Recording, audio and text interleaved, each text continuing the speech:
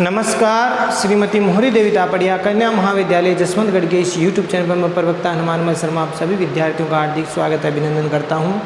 प्यारे विद्यार्थियों, बीए द्वितीय वर्ष की कक्षा में हिंदी साहित्य विषय के अंतर्गत रीतिकालीन काव्य जो आपका प्रथम प्रश्न पत्र उसमें महत्वपूर्ण प्रश्नोत्तरों को देख रहे हैं। और इसमें प्यारे विद्यार्थियों जो महत्वपूर्ण प्रश्न है वो आपका पाठ 1 आचार्य केशवदास जी से है।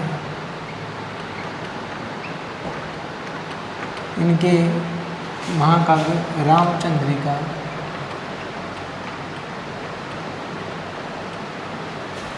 ठीक है, तो प्यारे विद्यार्थियों आचार्य केशवदास जी का ये जो प्रश्न है वो हमारा विगत वीडियो से चल रहा है, बहुत ही महत्वपूर्ण है। तो इस प्रश्न को देखिए। केशव हृदयहीन कवि थे, कथन की समीक्षा कीजिए, अथवा केशव कठिन काव्य के प्रेत हैं, इस कथन की समीक्षा कीजिए। या फिर यह प्रश्न इस प्रकार से भी आ सकता है, केशव को हृदयहीन कहना उनके साथ अन्याय करना है, इस कथन के पक्ष अथवा विपक्ष में तर्क सहित अपना मत प्रकट कीजिए।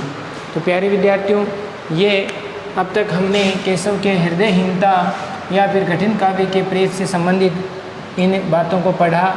इतिवृत्तात्मकता और वर्णनात्मकता, रस एवं भावोद्वेग में शिथिलता, तीसरी विशेषता, तीसरी हमने पॉइंट पढ़ा था मार्मिक स्थलों की पहचान का अभाव।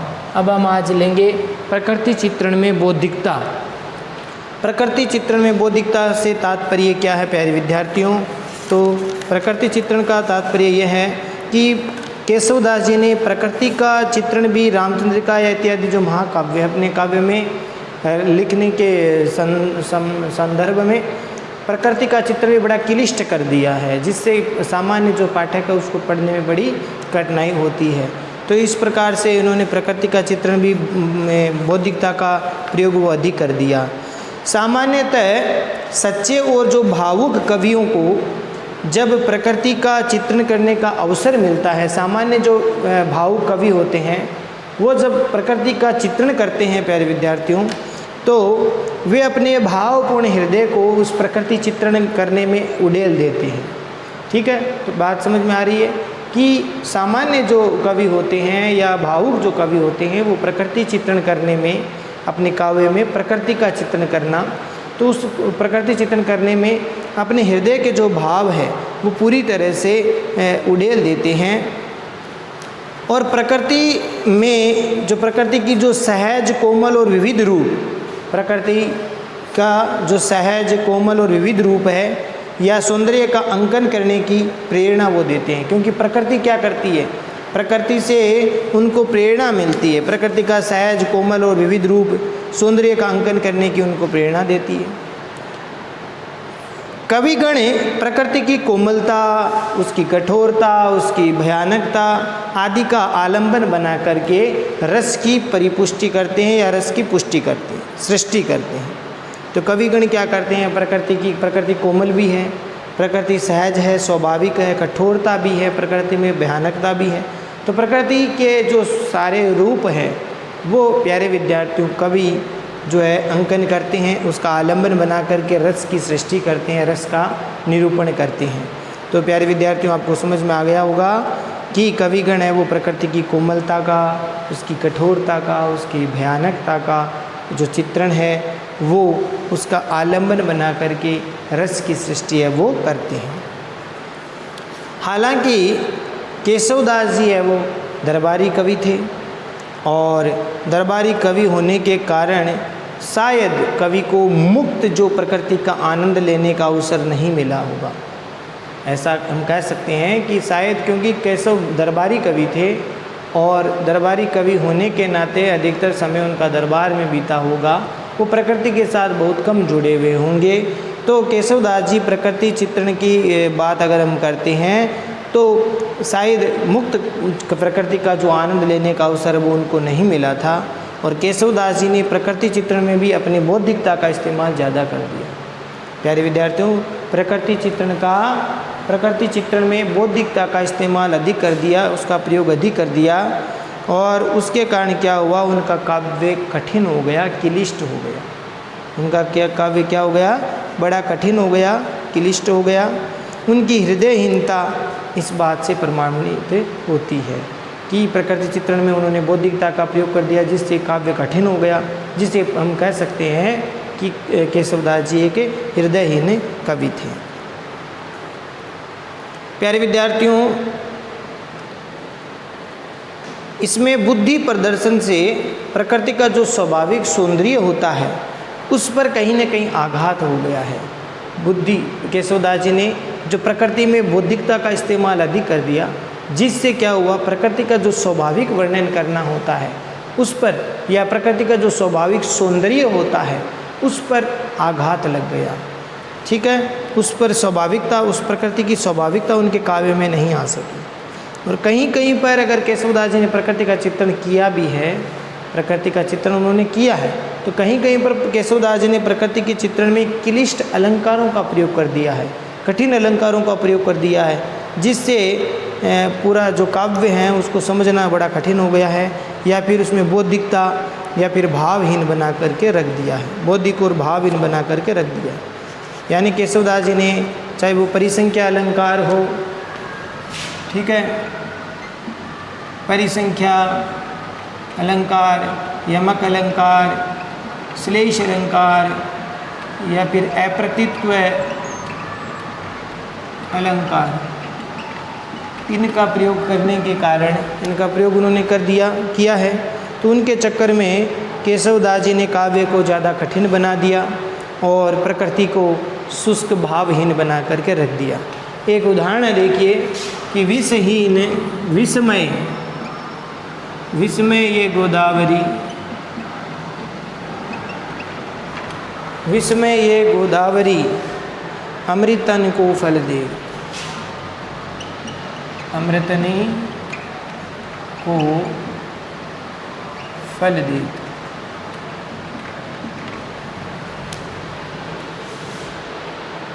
केशव जीवन हार को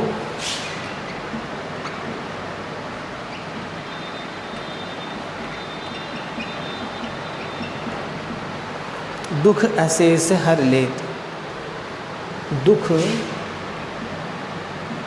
अशेष हरि लेती, यहाँ देती है फल देती, तो यहाँ पर लेती, अशेष हरि लेती।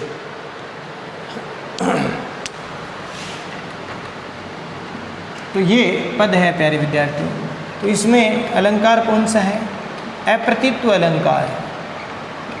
इसमें लोक मान्यता के विरुद्ध जो है शास्त्रीय शब्दों का प्रयोग कर दिया। इसके कारण समझना कठिन हो जाता है, क्योंकि सामान्य पाठक अगर विष का अर्थ अगर देखें, विष का मतलब जहर होता है, लेकिन कवि अपनी कल्पना में इसको क्या लिख रहा है? जल से, मय का मतलब युक्त, जल से युक्त गोदावरी, जहर से अगर सामान्य पाठक पढ़ेगा तो विस्मय ये गोदावरी यानी जहर से भरी हुई गोदावरी अमृत का फल देती है। तो यहाँ पर विरुद्ध बात कह दी है, विरोधाभास हो रहा है यहाँ, विरोधाभास अलंकार भी कह सकते हैं, अप्रतित्व अलंकार भी। तो ये इस प्रकार से हम कह सकते हैं कि अब सामान्य पाठक ये समझेगा कि जहर से भरी हुई, लेकिन कवि अपनी बौद्धिकता का इस्तेमाल करते हुए जो विद्वजन है उन्हीं को ये बात समझ में आ जाएगी, विद्वानों को ही समझ में आएगी कि विस्मय का अर्थ शास्त्रीय भाषा में जल भी होता है। तो जल से युक्त गोदावरी अमृत जैसा फल देती है। केशव जीवन हार को, केशव जीवन हार को मतलब जीवन का अर्थ पानी से भी है, पानी को आहार करने वाला, पानी का आहार या पीने वाला, यानी हम गोदावरी नदी के पानी को पीने वाले को दुख अशेष हर लेती, मैंने सारे दुखों को हरण कर लेती है। तो इस प्रकार से इसका अर्थ होता है, यानी इस प्रकार से अलंकारों का, कठिन अलंकार, विरोधाभास, अप्रतित्व अलंकारों का प्रयोग कर देने से इसमें यहाँ पर विस्मय शब्द का प्रयोग जल के अर्थ में किया है कवि ने, तो लेकिन सामान्य पाठक इसका अर्थ जहर से लेगा, जो कि उनकी बुद्धि का चमत्कार ही है। ऐसा प्रयोग उन्होंने कर दिया तो यह बुद्धि का चमत्कार इसको कह सकते हैं। सामान्य पाठक तो इसको जहर पड़ेगा, लेकिन उनके अनुसार, उनकी बुद्धि के अनुसार विष का अर्थ होता है जल। इस प्रकार से जीवन हार का अर्थ भी क्या होता है? जीवन हार का तात्पर्य पानी पीने वाला। तो केशवदास जी के वो प्यारे विद्यार्थी बुद्धि का चमत्कार है। तो इस प्रकार से प्रकृति चित्रण में बौद्धिकता का प्रयोग अधिक किया है और इस प्रकार से हम कह सकते हैं कि केशवदास जी कठिन काव्य के प्रेत है। ये उनको उपाधि देना, हृदयहीन कवि की उपाधि देना केशवदास जी के लिए उचित है। तो ये समझ में आ गया आपको। अगला बिंदु देखिए, पांडित्य प्रदर्शन। केशवदास जी वैसे भी उस समय रीतिकाल के समय प्यारे विद्यार्थियों दरबारी कवि होने के नाते अच्छे श्रेष्ठ रचनाएं उनको करने की एक तरह से ज़रूरत थी, आवश्यकता थी कि उससे अधिक राजा प्रसन्न होगा। साथ ही साथ उस समय के कवि आचार्यत्व बनने की कोशिश कर रहे थे, आचार्यत्व की होड़ थी, जिससे पांडित्य प्रदर्शन हम कह सकते हैं। तो केशव अपने विद्वान और पंडित व्यक्ति थे, अपने समय के उस समय के बड़े विद्वान और पंडित व्यक्ति थे, ज्ञानी व्यक्ति थे और वे शास्त्रों के भी ज्ञाता थे।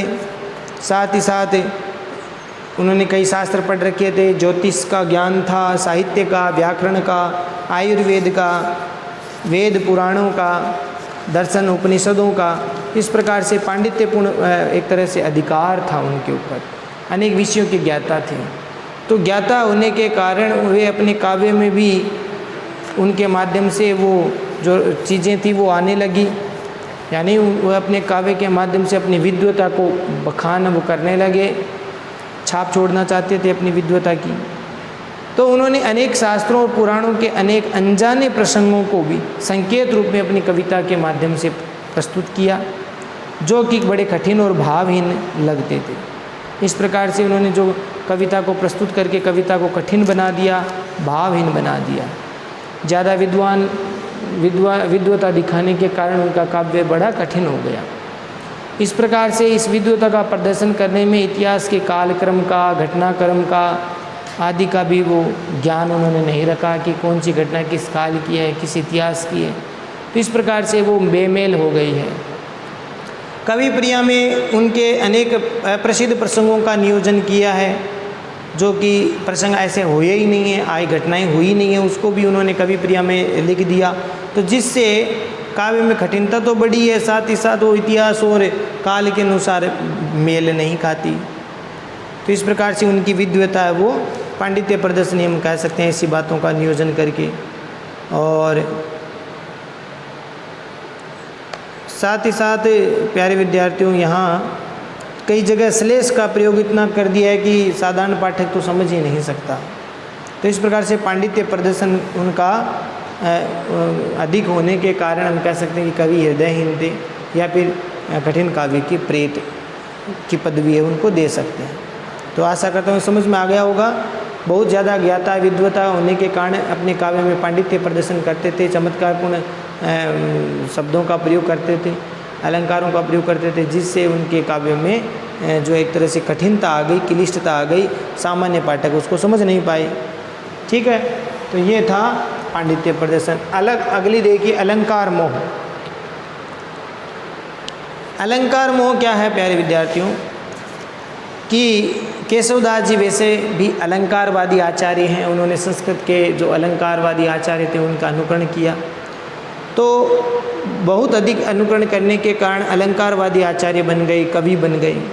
वे पद पद पर, यानी कई जगह अनेक पदों पर अपने काव्य के जो भी पद रचना होती थी उनमें अधिकतर कठिन और अपरिचित अलंकारों का प्रयोग वो अधिक करते थे, यानी बहुत अधिक अलंकारों का प्रयोग वो उन्होंने अपना काव्य में कर दिया। और ये वो अपने इसको इस प्रकार से भांति भांति के अलंकारों का प्रयोग करने के पीछे उनका यही उद्देश्य था कि अपना वो पांडित्य प्रदर्शन करे, चमत्कारपूर्ण प्रदर्शन था, या यूँ कह सकते हैं कि कवि केशव का अलंकार मोह था। तो वो इस प्रकार से भांति भांति के अनजाने अलंकारों को भी जुटाना वो अपना धर्म समझते थे, और उन्हें रस और अर्थ और प्रसंग से कोई प्रयोजन नहीं था। इस प्रकार से अलंकार योजना करते समय हम कह सकते हैं कि केशवदास जी को रस का, भावों का, या फिर उसके प्रभाव का, अर्थ का ज़्यादा उनको प्रयोजन नहीं रहा। वे केवल अलंकारों के उदाहरण प्रस्तुत करना चाहते थे, जिससे उनका रस का, भाव का ये जो क्षेत्र है वो कमज़ोर पड़ गया। ठीक है, तो इस प्रकार से केवल अलंकार तक सीमित होकर के रह गए। रामचंद्रिका में कई कठिन अलंकारों के उदाहरण वो भरे पड़े हैं जो कि सामान्य पाठक समझ ही नहीं सकते। तो रामचंद्रिका जो महाकाव्य का, उसमें अनेक कठिन अलंकारों के उदाहरण पड़े हैं और इस प्रकार से अलंकार मोह के कारण केशवदास जी ने एक तरह से भावों की हत्या सी कर दी। अलंकार मोह के कारण केशवदास जी ने अलंकार भावों की तरफ बिल्कुल ध्यान नहीं दिया और उनका प्रिय अलंकार जैसे परिसंख्या अलंकार है, उस अलंकार का प्रयोग करते समय तो वो एक तरह से अर्थ ग्रहण भी भूल जाते हैं। एक उदाहरण है, बंध्या वासनानी जनु विधवासु वाटिकानी, ऐसी रीति राजनीति राज रघुवर की।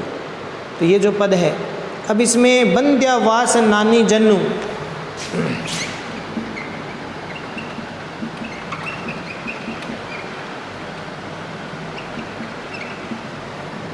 नानी जनु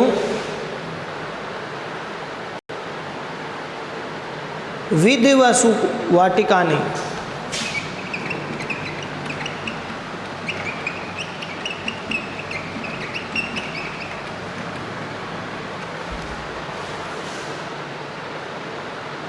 ऐसी रीति राजनीति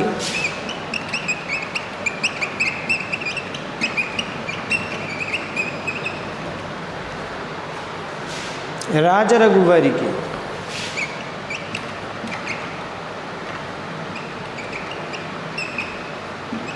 तो ये जो पद है, तो इन पंक्तियों में यहाँ विधवा जो शब्द है वहाँ जिसे परिसंख्या अलंकार का इसमें प्रयोग किया गया है, तो ये सामान्य पाठक को इसका अर्थ समझ में नहीं आता। अब विधवा शब्द के यहाँ पर वी और धुआ और विधवा का अर्थ होता है जिसका पति ना हो,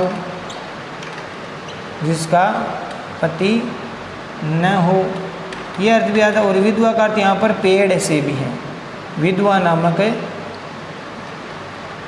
पेड़ वृक्ष, उससे भी लिया गया है।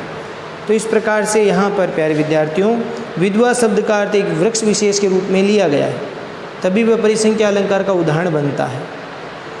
ठीक है, तो राम राज्य में ऐसी राजनीति है वहाँ पर कि बंध्या स्त्रियाँ बिल्कुल भी नहीं हैं, यथार्थ ऐसी स्त्रियाँ नहीं हैं जहाँ जिन स्त्रियों के संतान नहीं उत्पन्न होती हो, ऐसी स्त्रियाँ वहाँ पर नहीं हैं। और वृक्ष है बंध्या जमीन पर भी, वहाँ पर विधवा नामक जो वृक्ष है, और कोई भी स्त्री विधवा नहीं है।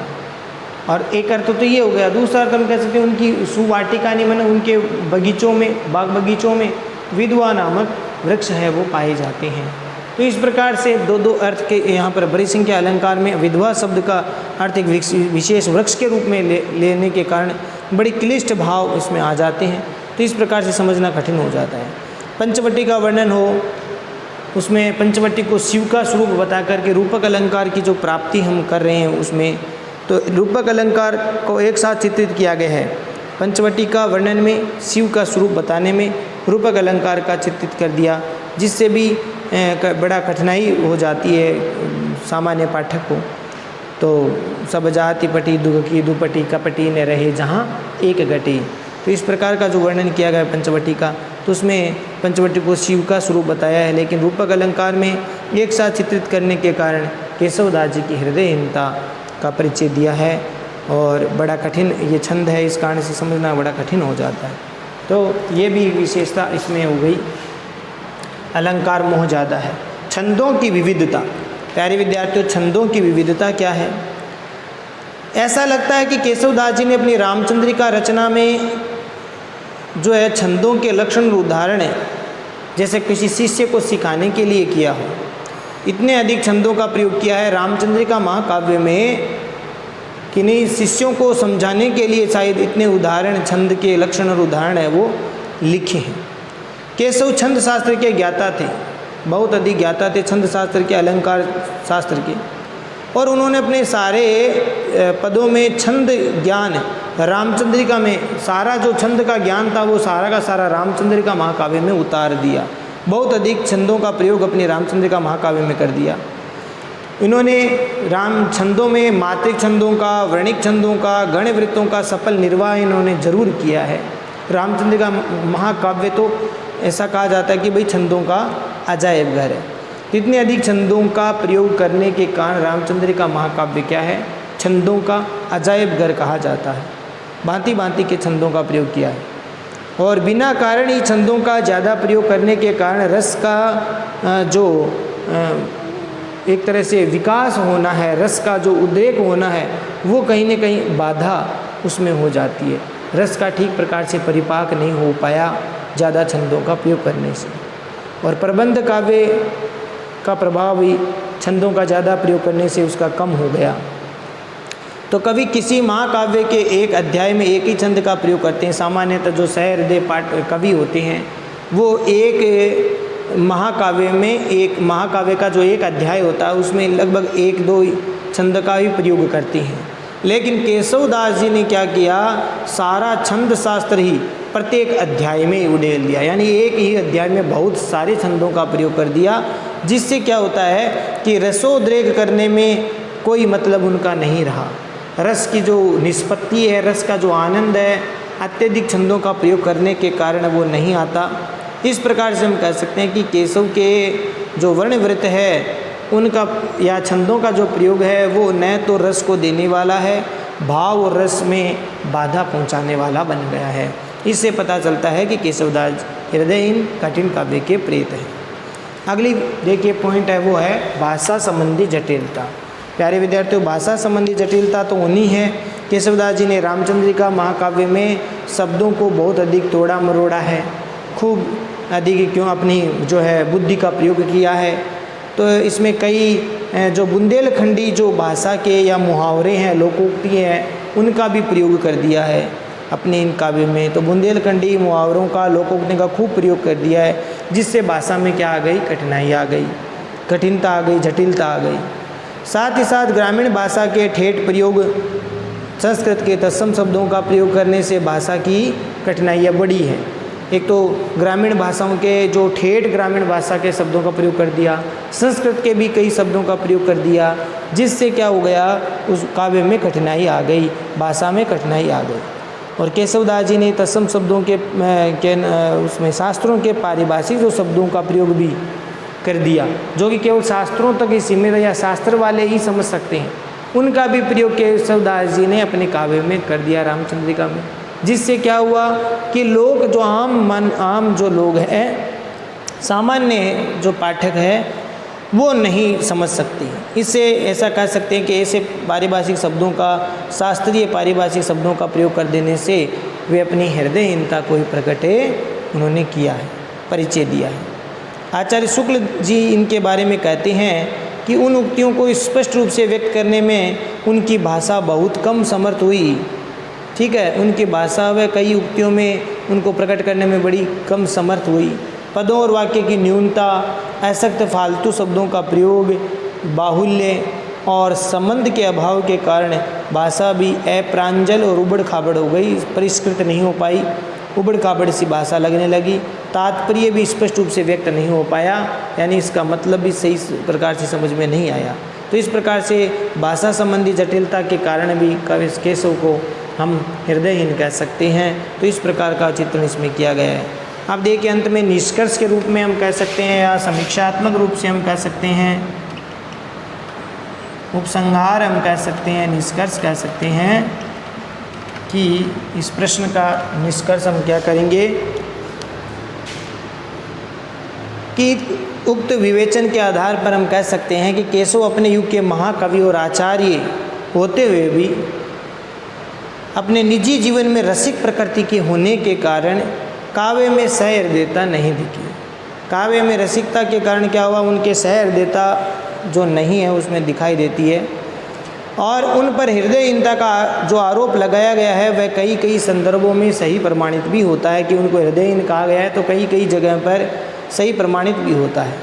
इसी हृदयहीनता और आलंकारिक चमत्कारपूर्ण पांडित्य प्रदर्शन के कारण, भाषा की कठिनाई के कारण, जटिलता के कारण काव्य उनका कठिन हो गया है, दुरूह हो गया है, और इस कारण से उन्हें कठिन काव्य का प्रेत तक कह दिया जाता है। कई बार तो इतने श्लेष अलंकारों का प्रयोग इस प्रकार से किया कि वो एक ही श्लेष अलंकार 4-4, 5-5 अर्थों को देने वाला हो गया है, जिससे बड़ा कठिन कार्य है समझना। और उन्होंने इस प्रकार का प्रयोग करके अपनी बुद्धि का, प्रतिभा का, विद्वता का परिचय दिया है, लेकिन अर्थ की कठिनाई हो जाती है इससे, और इससे पाठक है तो वो तो दया का पात्र ही बन करके रह जाता है। तो इस प्रकार से ये समीक्षा हम कर सकते हैं। केशवदास जी के ये जो प्रश्न है ये कठिन काव्य का प्रेत है। तो आशा करता हूँ प्यारे विद्यार्थियों ये समझ में आ गया होगा। वीडियो थोड़ा लंबा हो गया है तो आप ठीक प्रकार से इसको समझें, पढ़ें।